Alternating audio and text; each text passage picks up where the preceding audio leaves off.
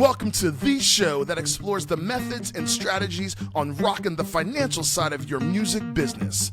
With over 40 years combined experience, here are your hosts, Chris Webb and Dave Tampkin. Welcome to Musicians Tip Jar, where we talk about musicians and money, where we are always in charge of our own marketing and socials. I'm Chris Webb, joined by my co-host and MTJ's Chief Socials Officer, or CSO, Dave Tampkin. Thanks for having me back, Chris. I didn't know that's what that stood for, but I'm happy to know that I have that title now. Part of your long list of titles around here. Today we chat with Jenna LoMonaco, who is head of the U.S. marketing at ONErpm Records. They specialize in working with artists in the more advanced stages of their careers. We discuss how her journey took her from intern to head of marketing. She shares how she has helped break artists to massive success using their social media marketing, as well as her keys to gaining momentum on your socials. Today's quote comes from Jenna. Something that some artists run into, especially when they start to get a hit, is do these people see you as a song or do they see you as an artist? This week's nonprofit is Stand Together Music. They serve as a strategic partner for artists and industry leaders, blending entertainment with social impact. They act as an expert extension of their partners' teams, using their deep industry experiences to help scale causes effectively. A key asset to their unique network, which connects artists to influential figures ranging from Fortune 500 CEOs to major festival promoters. Through these connections, they design and launch high-impact cultural campaigns and activations. The primary goal of these initiatives is to transform important ideas into new, positive social norms. Ultimately, Stand Together Music works to create lasting cultural change and help artists build a meaningful legacy. If you find this information useful, please rate and subscribe to the podcast, and also slam the like button if you're on YouTube so we can help keep you up on the finance side of your music business. Jenna LoMonaco is a digital marketing expert who has used her love of music and knowledge in the social media space to help break up-and-coming artists into the mainstream music space for over 20 years. After studying audio production and working at a record studio straight out of college, she truly started her career in PR at Girly Action in 2005. In 2007, Jenna got her first big role at an up-and-coming record label, Glassnote Records, as the head of new media. New media. That's, by the way, it's just social media back then, right? It was there that she blossomed her skills into the digital space, helping break artists such as Mumford & Sons and Phoenix and Childish Gambino. After 5 years at Glassnote, she left to join a new label service branching at Cobalt. Jenna worked in the digital department where she handled digital strategy for artists such as Martina McBride, Lenny Kravitz, and New Kids on the Block. In 2015, as Island Records was relaunched as a solo label after separating from Def Jam, Jenna joined the Island team to run the digital marketing department. It was here that she began to work with newly signed teen artist Shawn Mendes. Using her social media knowledge, she helped create a social media strategy. She helped to grow Shawn's social following into the multi-millions. She also led the digital marketing effort for artists such as Nick Jonas, The Killers, Elton John, Bon Jovi, Fall Out Boy, and Demi Lovato. Jenna has now joined the ONErpm team, heading up the U.S. marketing team, where she oversees all marketing, DSP, advertising, and digital marketing strategy. She is so kind and so full of great advice for working musicians to build on your marketing in this current environment. So let's go.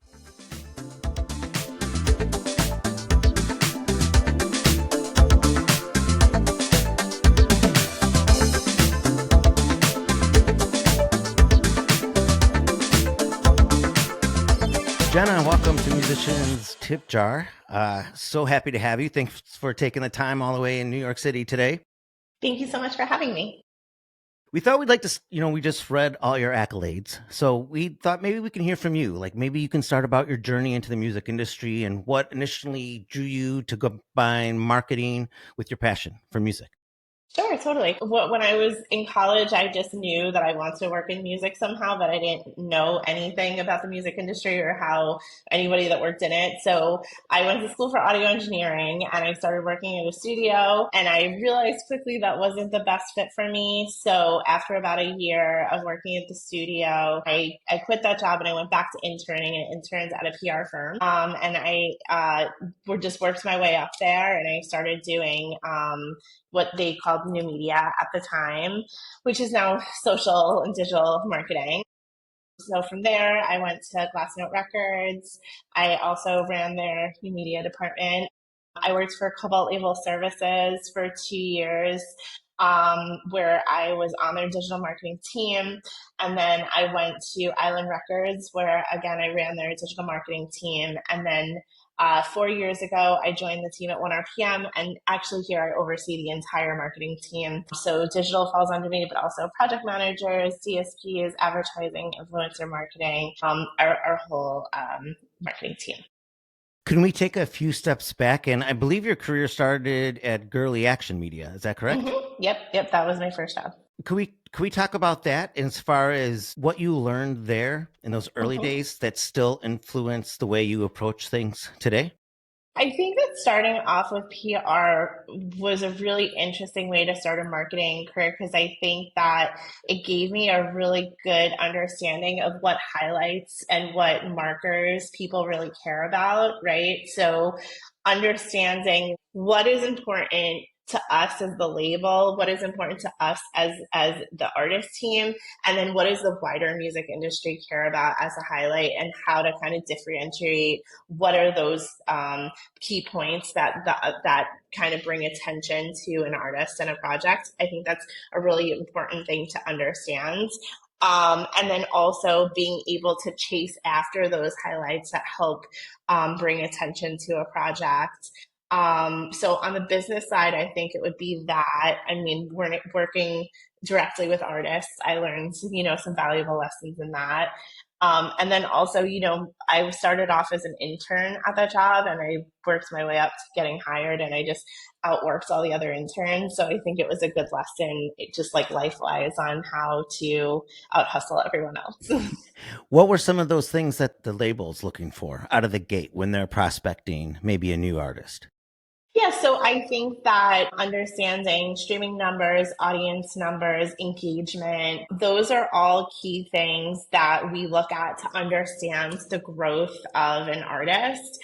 So it really depends on where you are in your career. So maybe, if you're pitching a story to press, maybe you growing, 1,000 followers to 5,000 followers doesn't seem that impressive in a 2-month span to like a PR, in a PR perspective. But to us, we're like, okay, now you're really seeing some growth, looking at that engagement and seeing how those numbers react. I think we're always looking to see what the organic reaction is to fans. And I think those are the things that we really look at that might not necessarily translate on like a broader marketing highlight. What are some examples of that? Is it more like what people say in their comments, or is it more just how often they're coming back to the same artist? What are some things that you look at to kind of gauge what's working for an artist? I would say, like, obviously you want to look at your engagement percentage and seeing, how many people follow you. So like, for a long time, people were getting bots to get you like 100,000 fans on Instagram. But if you have 100,000 followers and 20 people comment or like your post, you obviously don't have an engaged audience, right? So it doesn't actually, in my opinion, it's not how many followers you have, or it's how engaged they are, right? Because what we're looking for is to see how many people are like true fans. Are they a casual listener, or are they a true fan? And so you also want to compare that when you're looking at streaming numbers, right, versus your social engagement. Because something that some artists run into, especially when you start to get a hit, is do these people see you as a song, or do they see you as an artist? And you always want them to see you as an artist for the longevity of your career. A label can make money off of the song, and some labels are very happy with that. At ONErpm, we are more focused on artist development.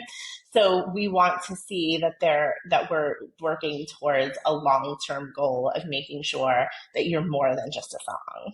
Yeah. That has to be nice for your clients to know that they're entering a family that believes in them long term.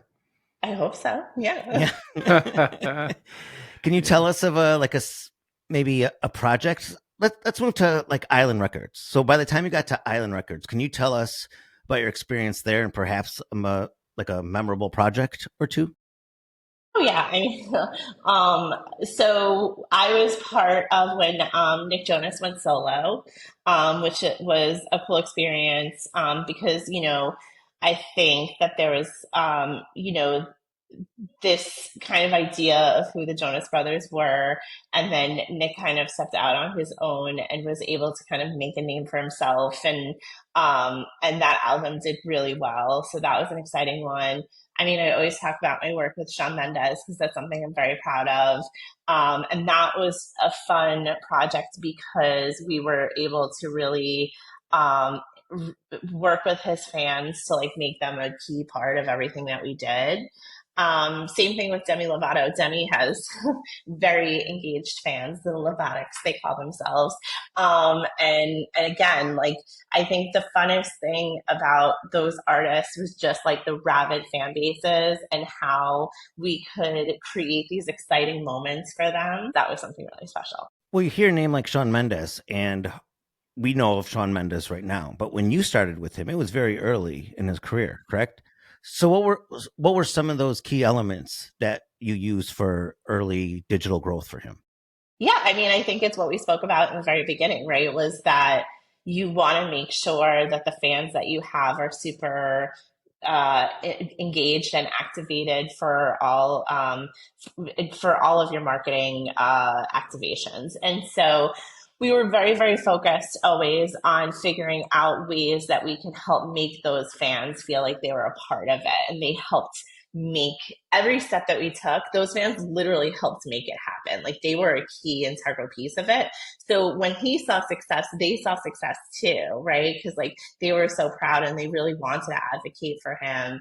And so I think that was like a true case study in making sure that your fans can be, a key part of your marketing, and how important it is to really pay attention to those fans because they're a part of your success. How long have you been doing this?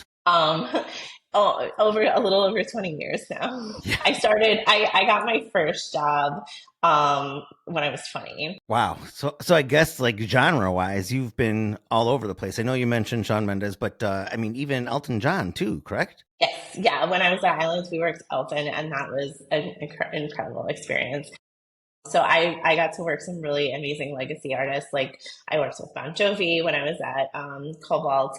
I worked with Lenny Kravitz, New Kids on the Block, which was a really fun one, nice. Especially because when I was a little kid, I would like have their poster on my wall and stuff.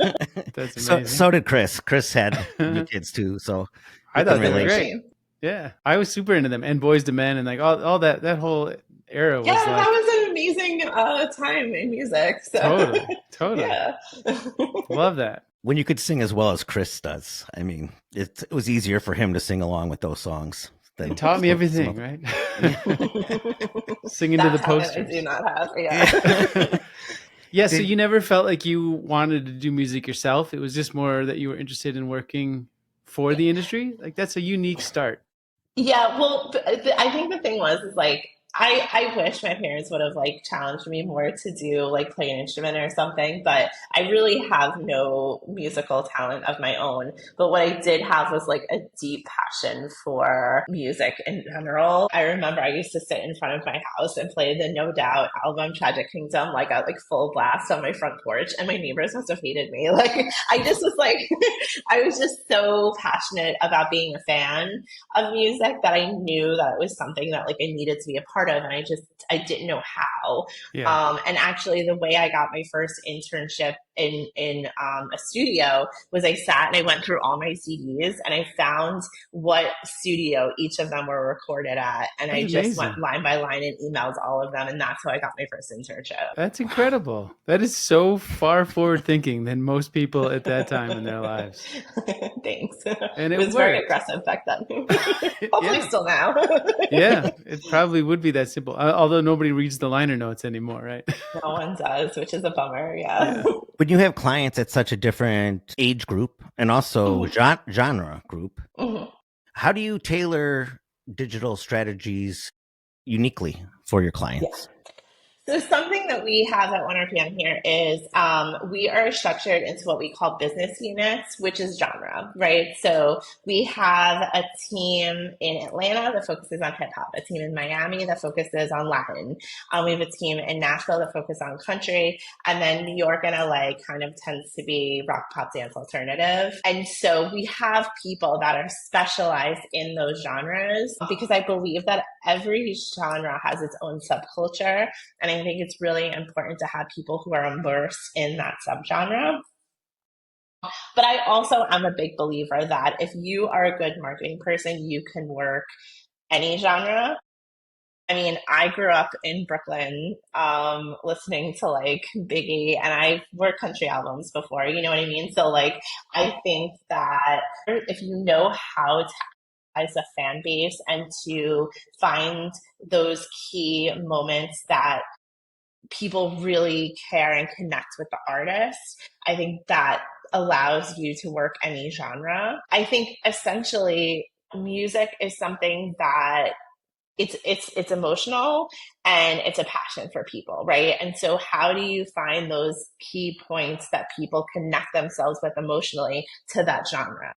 And that's really essentially what it is. Boy, that is so interesting too, to think about. Like, I mean, as an artist, like the hardest thing you can ever do is start switching your mindset from this is just the music I love to like, how do I market this and hit those relevant points within this genre, you know? Yes. It can feel so foreign to them, or I don't know, maybe like it's diluting some of the integrity of their art, you know? I actually think we're living in a time where people are the most genre fluid ever, right? Whereas Yes. like you have people that, you know, I live in New Jersey and I feel like country music is huge in New York, New Jersey now, right? Like that was never a thing when I was a kid. And I think that the same person who will listen to hip hop will listen to country music, will listen to a dance record. Like, so I think it's more, there's more opportunity to find new fans because people are more open to different genres. It's more about trying to find like those cultural moments that tie you to the fan. Mm. So you get these artists then that are kind of crossing the boundaries now too, like that Tipsy song, right? Isn't that kind of country, kind of not? Yeah, no, totally. Yeah, Yeah. that was kind of one of a perfect example that like everybody listened to that song. It was on top 40 pop radio, you know? Yeah. Doing this as a profession, and also, you know, you started from wanting to do audio engineering. So you have this creative side in you that you want to be able to approach your clients and share your expertise now of 20 years.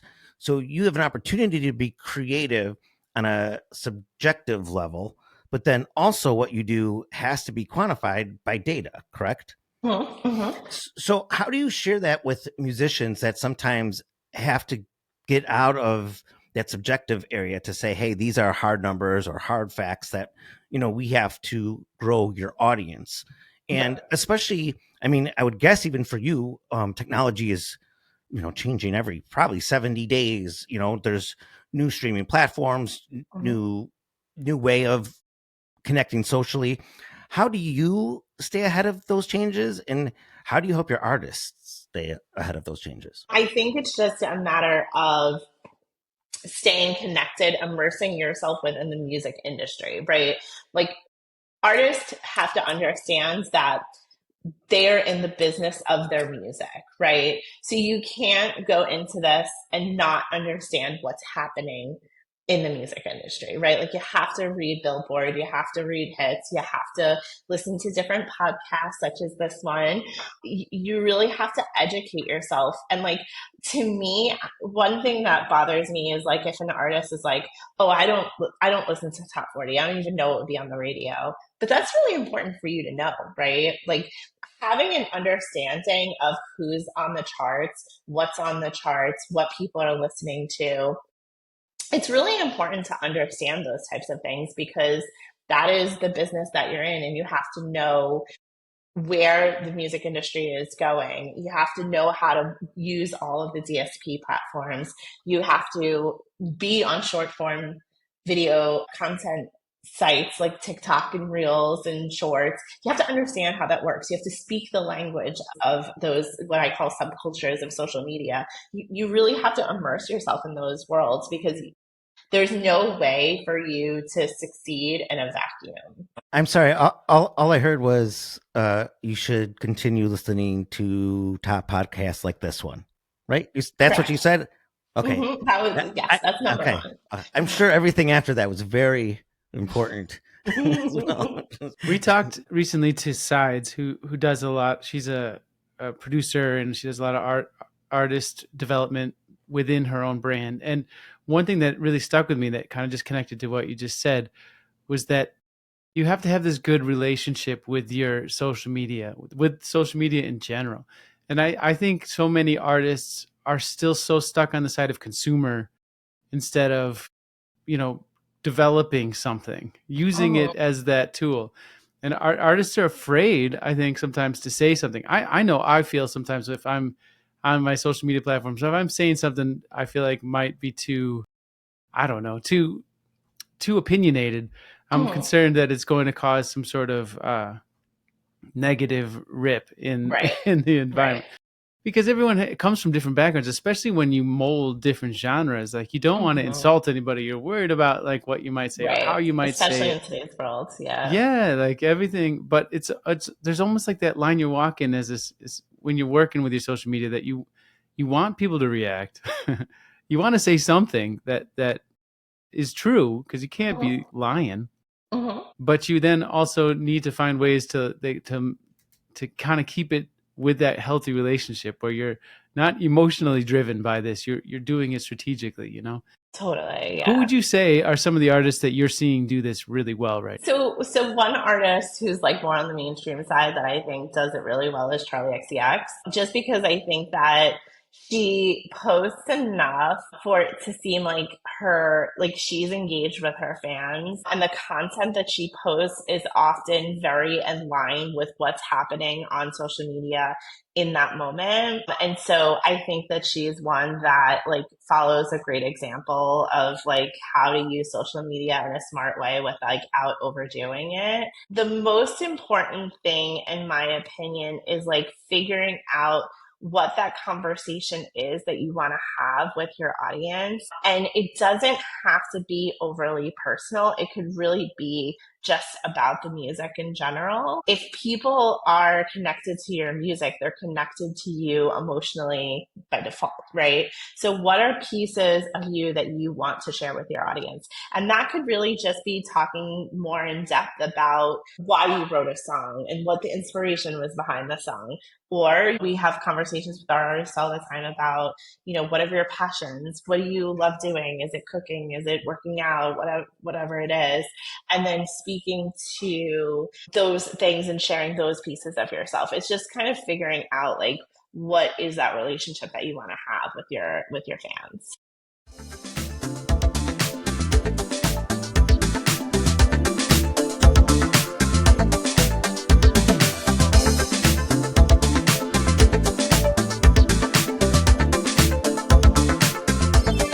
There's one thing about having a boss that has started from an intern in the industry that you truly have to respect, that she has been there from day one, talking about, even again, bringing up Vince one more time as, maybe a runner, or I remember as an intern stuffing CDs, for the local online store within the record company. But she's done it all and shows what hustle and expertise brings you over the years. Yeah, I totally agree on that. I don't think there's very many people out there that can really start from the bottom, believe in themselves enough to get to the top like that. And that's why they're so rare. It's funny because I think I've met a lot of GMs at hotels over the years working with hotels. And one GM in particular, his name was David, did that. He was the maintenance guy at Hyatt and then worked his way all the way up to GM.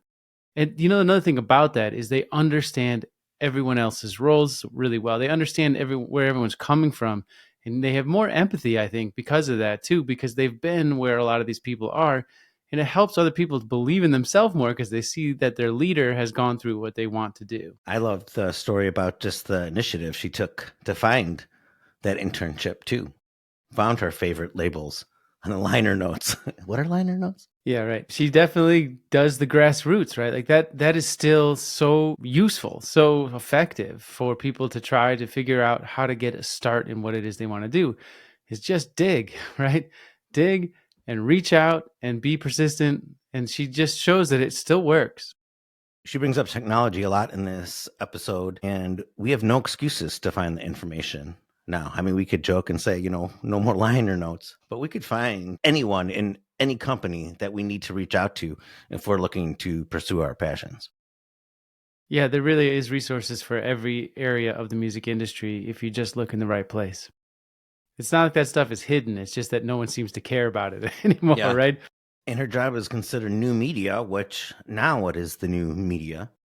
If it's social marketing back then, at least you have new technology now to help you find any information you need using AI.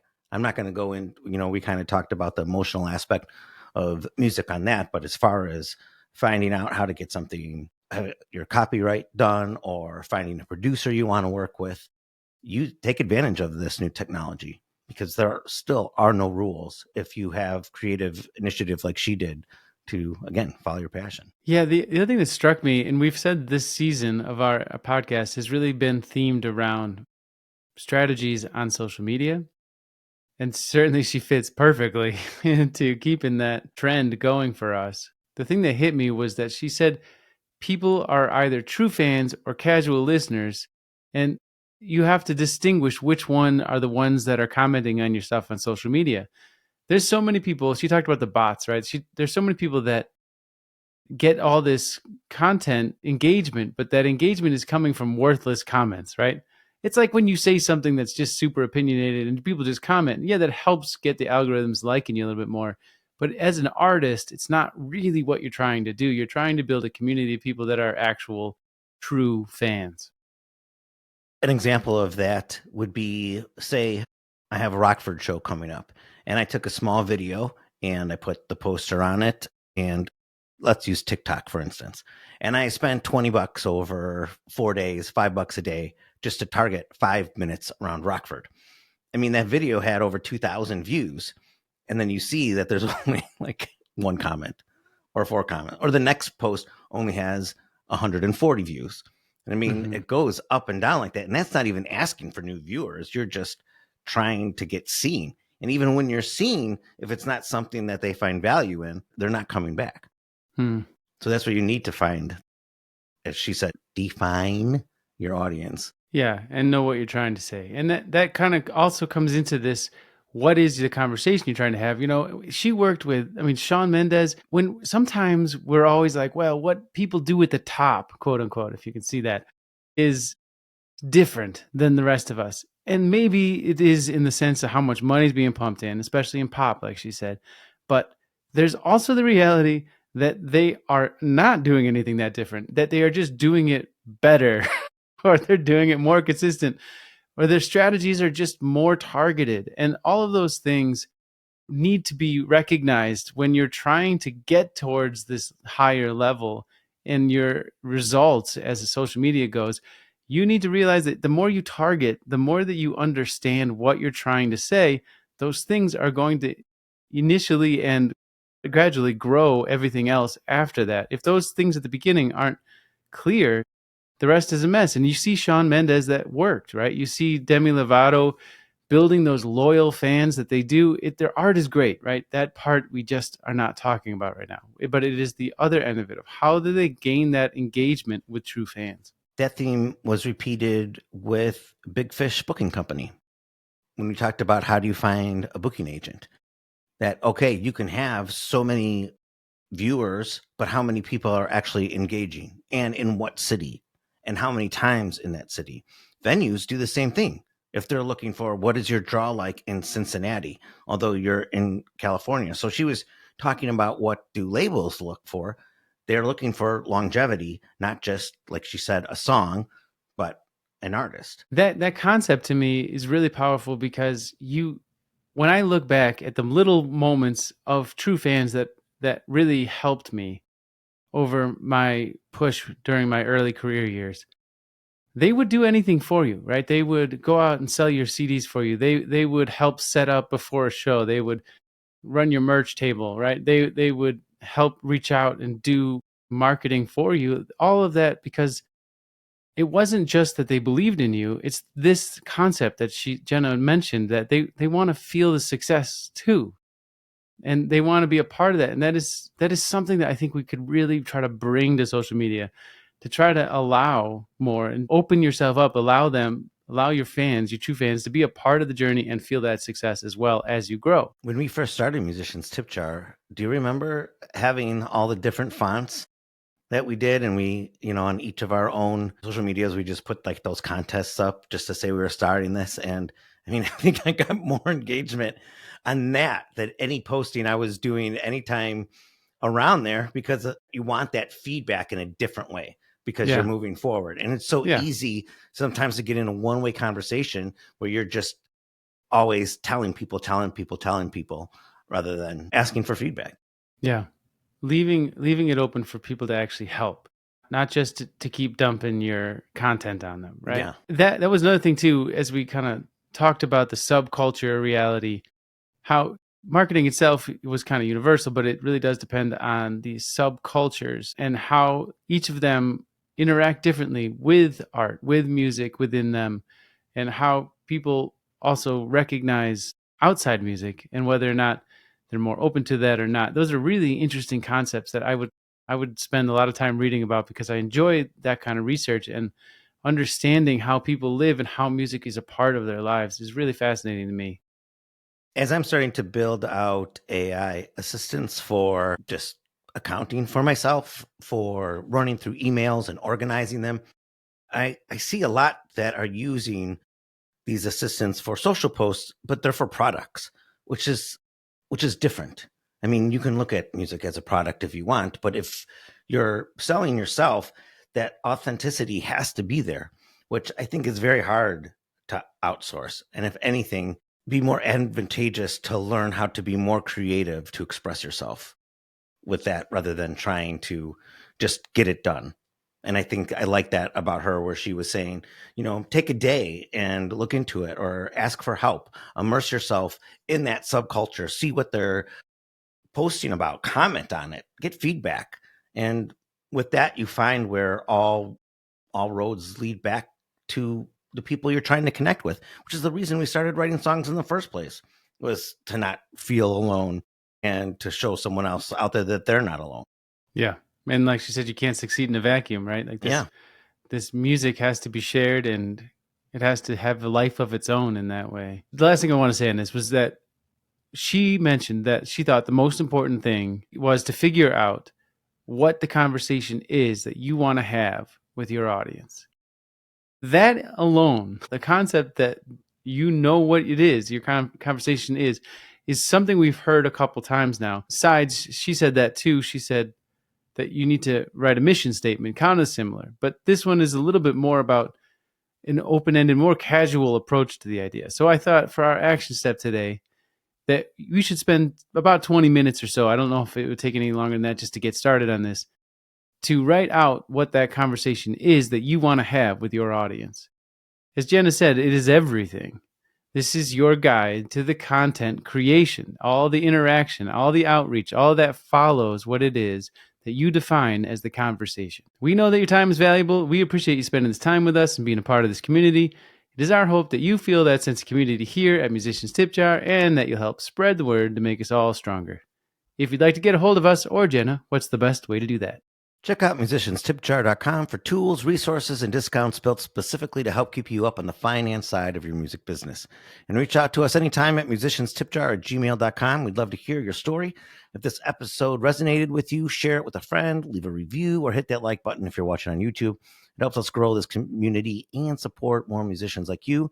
You can check out Jenna's bio at rpm musicandindustry.com and everything that they offer their artists. Also, you can look her up on LinkedIn as well. As always, thank you for joining us. And remember, there is already enough for everyone. You just need to know how to get it. Until next time, on behalf of Dave Tampkin and myself, Chris Webb, stay happy, healthy, and wealthy. Your brand is a reflection of who you are. Define yourself by your passion, not by others' opinions. This is Musician's Tip Jar. Oh Lord, I could use somebody. I could use somebody. I could use somebody. Nothing on this show should be considered specific, personal, or professional advice. Please consult an appropriate tax, legal, business, or financial professional for individualized advice. Individual results are not guaranteed, and all discussed strategies have the potential for profit or loss. The hosts are operating on behalf of Musicians Tip Jar LLC exclusively. Could use a little help here. Could use some help. Could use a little help here.